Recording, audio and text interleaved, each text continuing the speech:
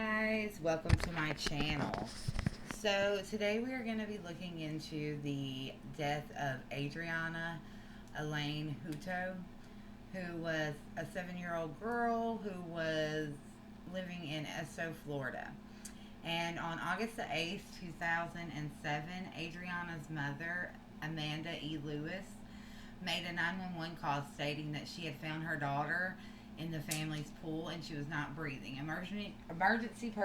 Personnel rushed Adrianna to the nearby hospital, Bay Medical, where she was pronounced dead about an hour later. The death was initially treated as an accident until Adriana's half brother, AJ, then 6 years old, told police that he witnessed his mother dunk Adriana's head in the pool as a form of corporal punishment.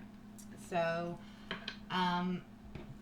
obviously, there's a lot of her defenses that she never did that he must have been seeing it wrong. There's a lot of speculation that he might be lying, which, I don't know. I don't think so. I really just don't. But we're gonna see what the tarot says. So let's get to it, guys. Spirit guides, guardian angels, please join me. Spirit guides, can you please show me with the tarot? How did Adrianna Hutto really die? Was it an accident, or did her mother, Amanda Lewis, kill her? Spirit guides, please show me with the tarot.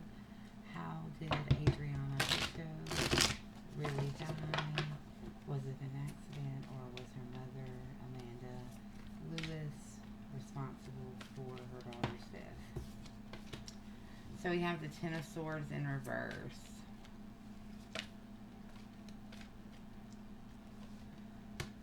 The Knight of Cups in reverse.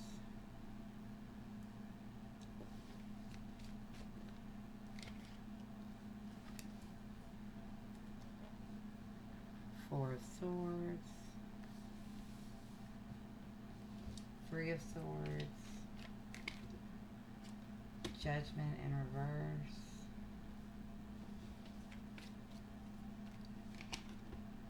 The King of Swords.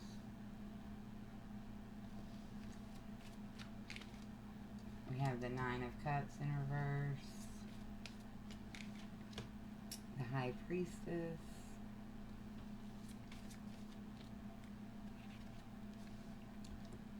And the Queen of Pentacles in reverse. And on the bottom is the Queen of Swords in reverse. Interesting. Okay. Let's look at this. Okay, so with the Ten of Swords in the reverse, that shows the finality of the event. Something that happened over a long course of events. So I feel like that she was feeling kind of stressed and overwhelmed. The mom was. Maybe even mental health had taken a toll due to being by herself, stuff like that. Which caused her, when the little boy came to tell her about her being in the pool, she felt like that was the last straw. She was trying to rest, trying to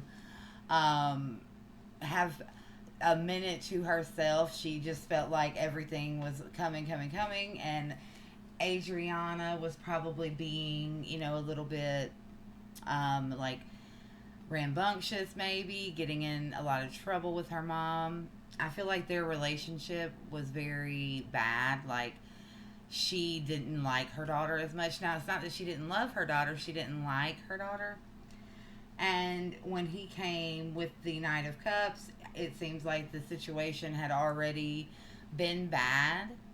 And when he came with that information, she was very upset and she reacted in that way. I don't think that her intention was to kill her daughter. It was to teach her a lesson, because she was so tired of what she was doing. The Three of Swords.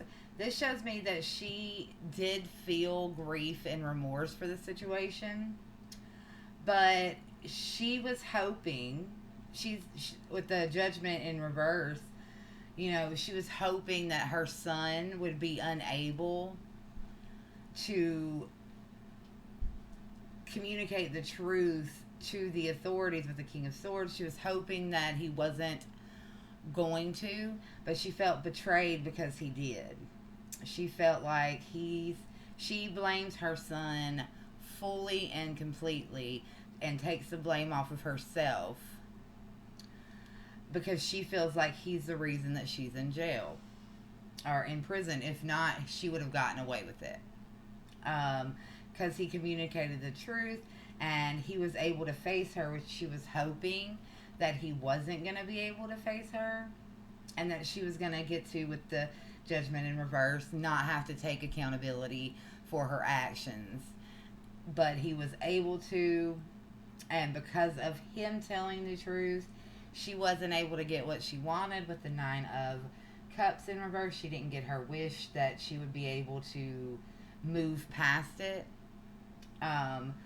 Because of him with the High Priestess, because of him sharing his knowledge and giving the information about her involvement in causing the little girl's death.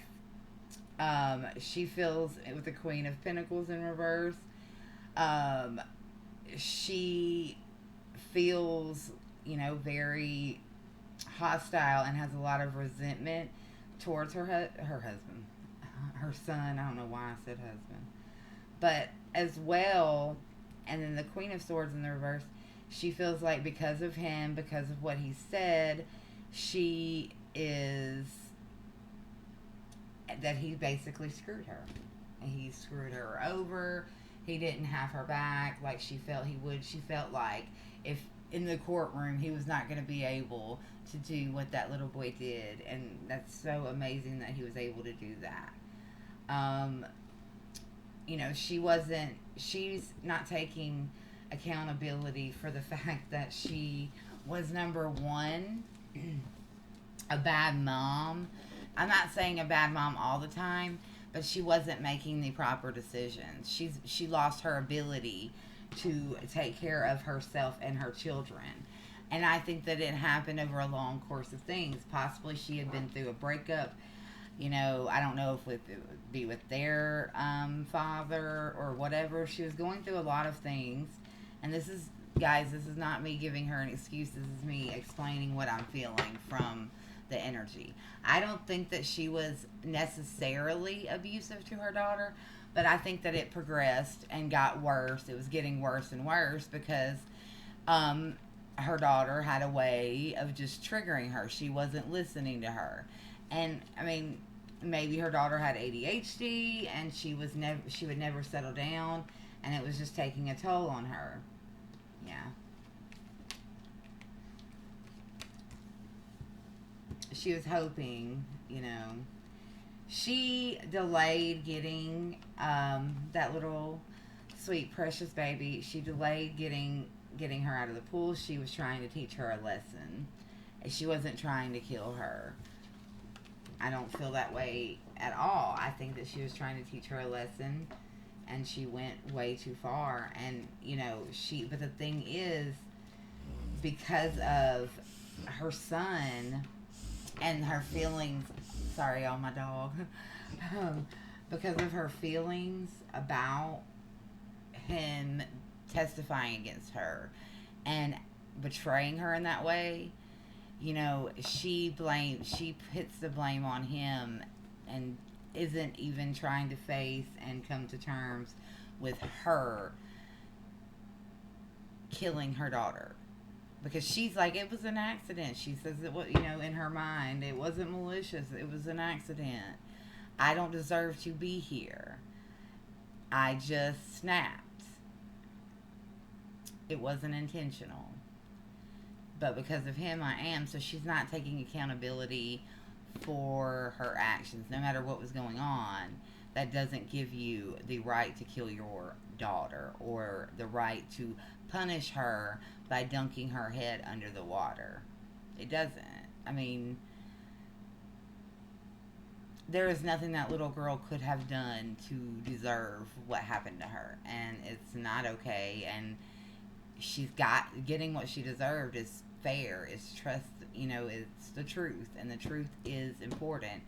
And it was brave and super super important for her son to tell the truth, because any kind of mother who wasn't selfish and self-centered and only cared about themselves would be proud of their son.